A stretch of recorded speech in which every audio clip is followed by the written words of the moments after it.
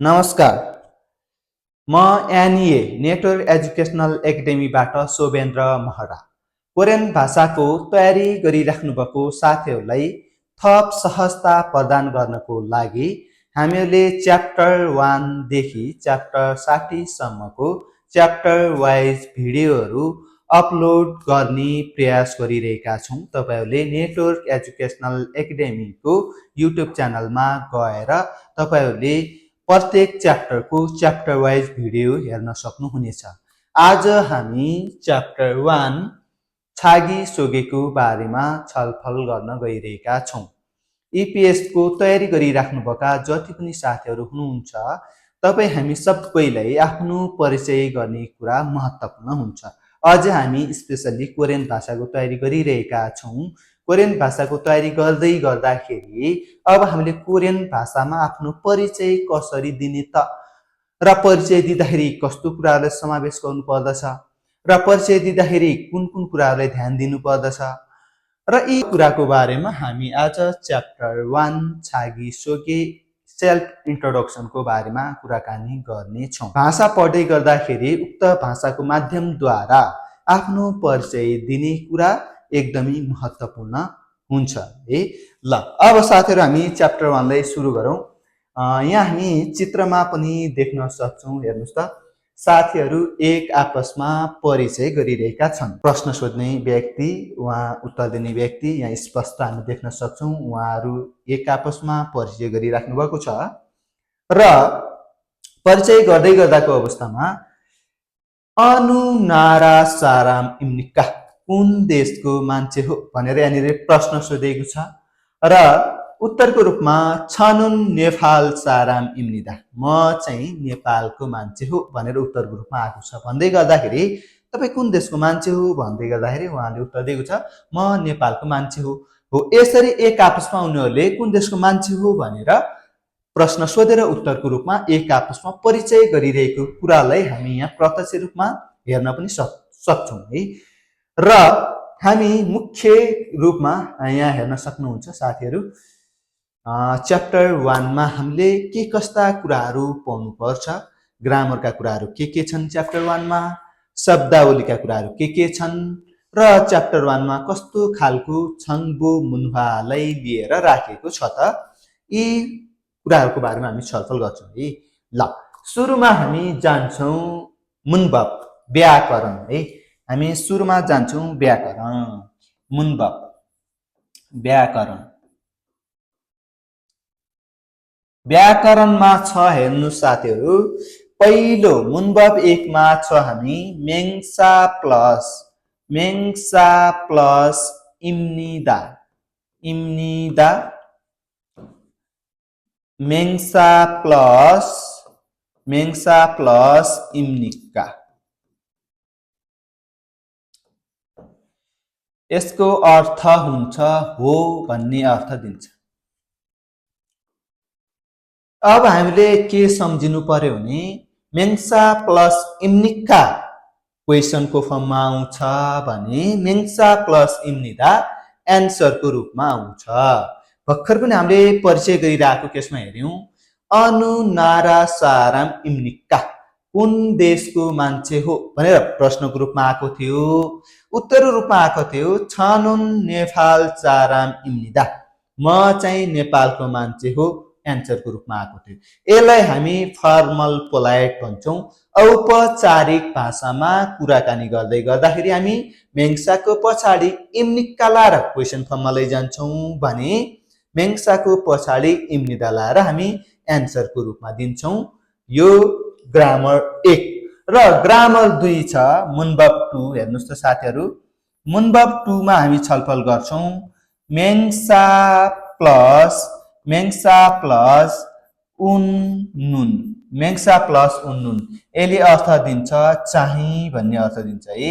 यसले चाहिँ भन्ने अर्थ दिन्छ। मेङ्सा भवेल लेटर इन्डिङ हुँदाखेरि हामी के लाउँछौँ, नुन लाउँछौँ भने मेङ्सा कन्सोनेन्ट लेटर इन हुँदाखेरि हामी उन लाउँछौँ है। यानि कि मेङ्सामा फाक्षिम छैन भने हामी नुन लाउँछौँ, मेङ्सामा फाक्षिम छ भने हामी उन लाउँछौँ र यसले अर्थ चाहिँ भन्ने अर्थ दिन्छ है। यो चाहिँ कर्तासँग जोडिन्छ, यानि कि कुराकानी गर्ने व्यक्तिहरूसँग जोडिन्छ र उनीहरूले कुराकानी गरिरहेको विषयलाई अझ स्पष्ट पार्न ठुलो भूमिका निर्वाह गर्दछ। यो दुईटा ग्रामरको बारेमा हामी च्याप्टर 1 मा छलफल गर्छौँ है। ठिक छ नि साथीहरू। र ग्रामरको बारेमा छलफल गरिसकेपछि अब हामी च्याप्टर 1 मा कस्तो खालको शब्दावलीहरू राखिएको छ त है, यसको बारेमा हेरौँ। अहि भनेको छ, अहि भनेको के हो त भन्दा शब्दावली है, शब्दावली। च्याप्टर 1 मा कस्तो खालको शब्दावली राखिएको छ त, च्याप्टर 1 मा हामीले कस्तो कस्तो खालको शब्दहरू सिक्छौँ त। अहि 1 मा हेर्नुस् त, अहि 1 मा राखेको छ नाराइरुङ। नाराइरुङ भनेको के हो? देश, देशको नाम, देशको नाम। अहि 1 मा हेर्छौँ हामी नाराइरुङ देशको नाम। इपिएसले विभिन्न देशबाट कामदार भित्र्याउँछ, यो तपाईँ हामी सबैलाई थाहा भएको कुरा हो। उक्त देशहरूको नाम यहाँ मेन्सन गरेको छ, जस्तो नेपाल, बङ्गलादेशी, म्यानमार। यी विभिन्न देशका नामको बारेमा हामी च्याप्टर 1 मा हेर्छौँ। च्याप्टर 1 को अहि 1 मा हामी हेर्छौँ भने अहि 2 मा राखेको छ हेर्नुस् छिगममेङ। छिगममेङ भनेको के हो त? पेशा है, पेशाको नाम। अब पेशाको नाम, अब तपाईँ हामी प्रत्यक्ष रूपमा पनि फिल गर्न सक्छौँ। कसैले तपाईँहरूको पेशा के हो भनेर प्रश्न सोध्यो भने उक्त प्रश्नको एन्सरको रूपमा म डाक्टर हुँ, म इन्जिनियर हुँ, म पाइलट हुँ, म कृषक हुँ, म कम्पनीको कर्मचारी हुँ, यावत पेशाको नामलाई लिएर हामी उत्तर दिन सक्छौँ नि हो। ती पेशाको नामको बारेमा हामी अहि 2 शब्दावली 2 मा हामी छलफल गर्नेछौँ भने च्याप्टर 1 को मुख्य विषय रहेको छ छङ्बो मुन्वा, जानकारी तथा संस्कृतिको बारेमा सिकाउन खोजेको छ।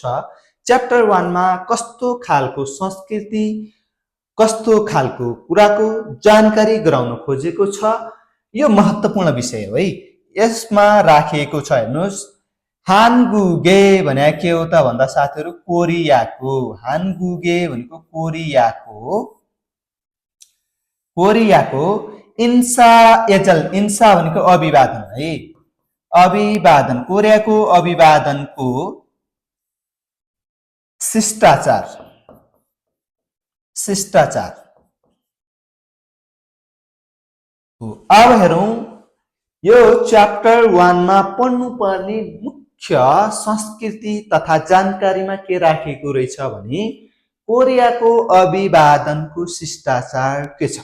कोरियाको अभिवादनको शिष्टाचार, किनभने हामीहरूले अभिवादन गर्ने कुरा एकदमै महत्त्वपूर्ण हुन्छ। हामी अभिवादन गर्दै गर्दा आफू कस्तो मान्छेसँग कुराकानी गरिरहेको छ, दोस्रो पक्षलाई हेरेर अभिवादन गर्ने कुरा एकदमै महत्त्वपूर्ण हुने भएको हुनाले यो कुराको बारेमा हामी च्याप्टर 1 मा छलफल गर्छौँ। च्याप्टर 1 मा पढ्नुपर्ने विषयवस्तुको बारेमा छलफल गरिसकेपछि च्याप्टर 1 को मुख्य छङ्बो मुन्वा संस्कृति अथवा जानकारी, छङ्बो भनेको के हो जानकारी र मुन्वा भनेको संस्कृतिको बारेमा हामी छलफल गर्छौँ। आज च्याप्टर 1 मा रहेको छ हानगुगे इन्सा एजल, कोरियाको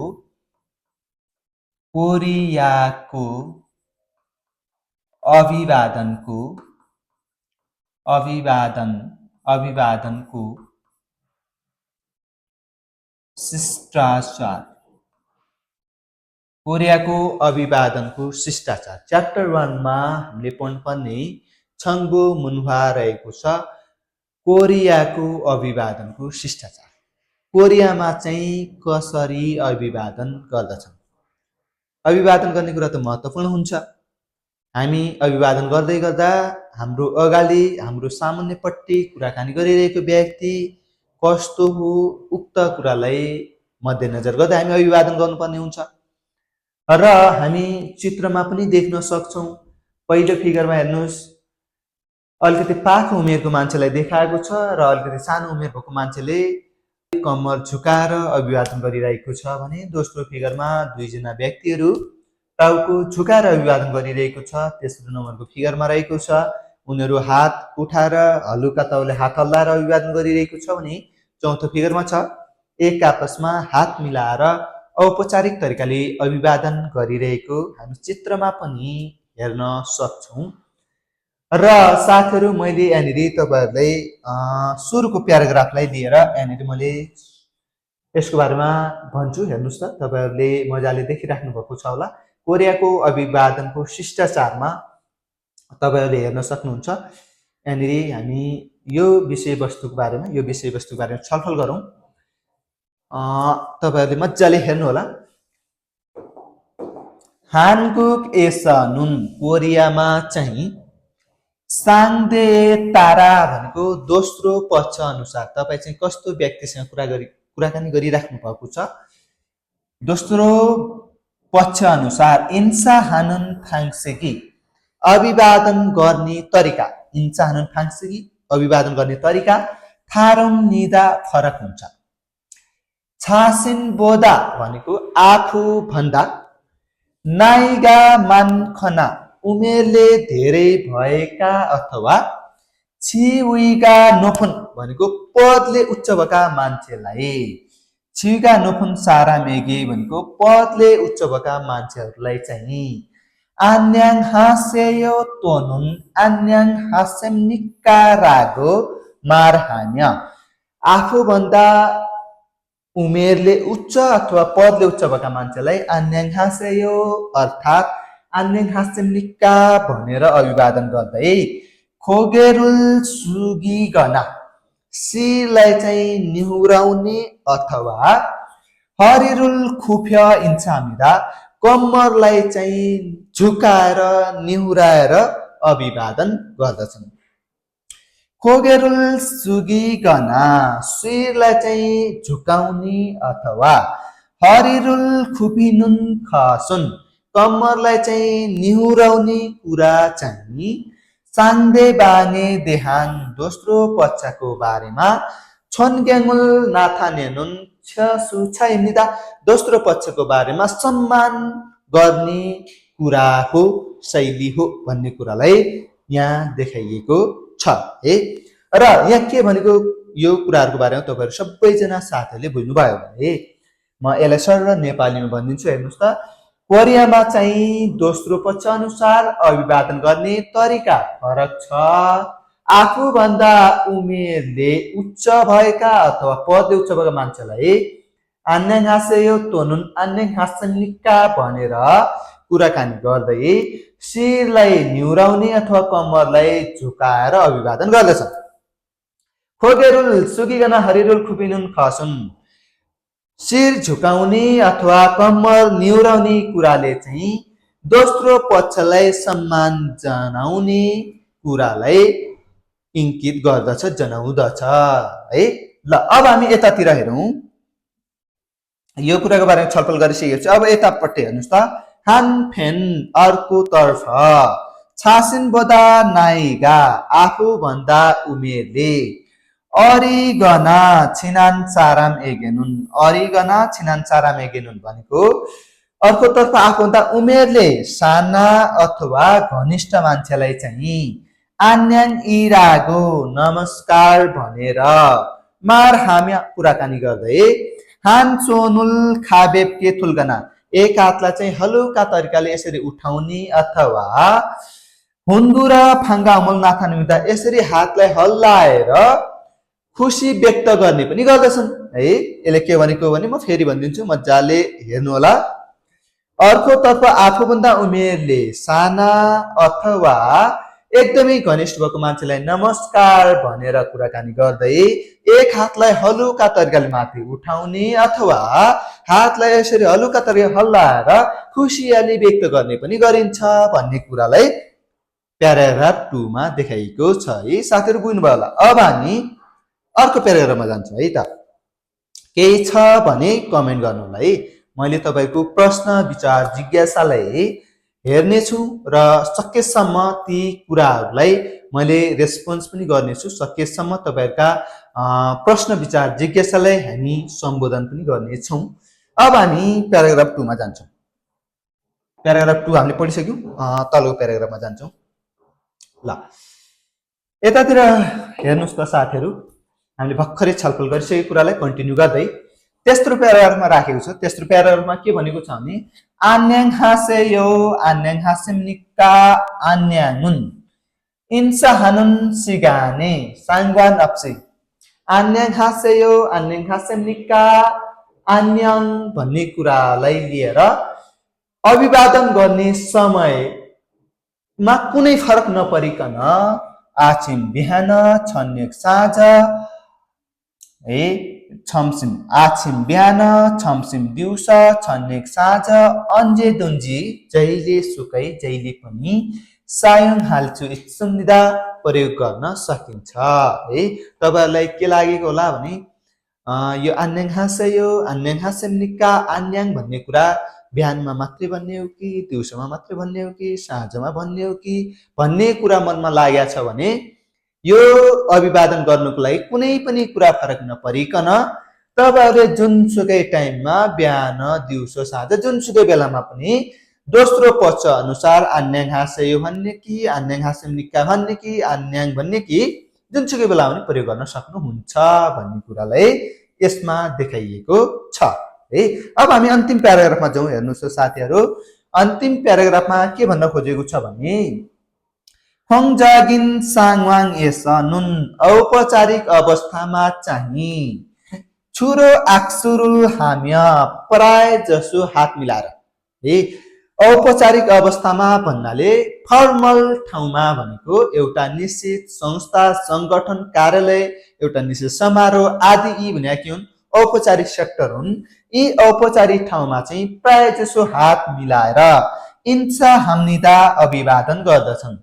थामान भनेको तर भन्ने अर्थ दिन्छ। तर छासिन बोदा आफू भन्दा नाइगा होल्छिन मानखन उमेरले साँच्चीकै धेरै भएका अथवा छिविगा नोफुन सारामेगे पदले उच्च भएका मान्छेलाई चाहिँ इन्सा हाल्तेनुन अभिवादन गर्दाखेरि चाहिँ वेन्सोन उरो भनेको बायाँ हातले ओरन वेन्सोनुरो ओरन फारिना बायाँ हातले चाहिँ दायाँ हातको पाखुरा अथवा ओरन चोनुल फाछीको दायाँ हातलाई चाहिँ अलिकति सपोर्ट दिएर माथि उठाएर अक्सरुल हानुन खसी हात मिलाउने कुरा चाहिँ यही इम्निदा भनेको शिष्ट हुन्छ, शिष्टता रहन्छ है भन्नुको मतलब तपाईहरुले बुझ्नु भयो होला।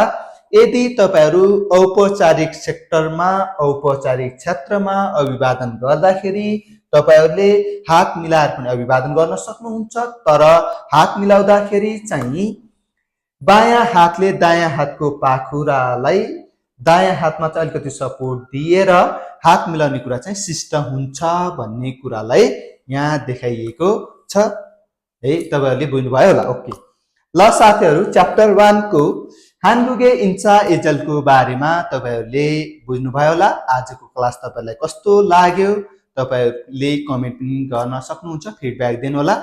अझै हामी च्याप्टर 2, 3 देखि लिएर 60 च्याप्टरसम्म हामी प्रत्येक दिन नियमित यस्तै भिडियो लिएर उपस्थित हुनेछौँ। तपाईहरुले नेटवर्क एजुकेशनल एकाडेमीको युट्युब च्यानलमा गएर प्रत्येक दिन तपाईहरुले च्याप्टर वाइज भिडियोहरु हेर्न सक्नुहुनेछ। धन्यवाद।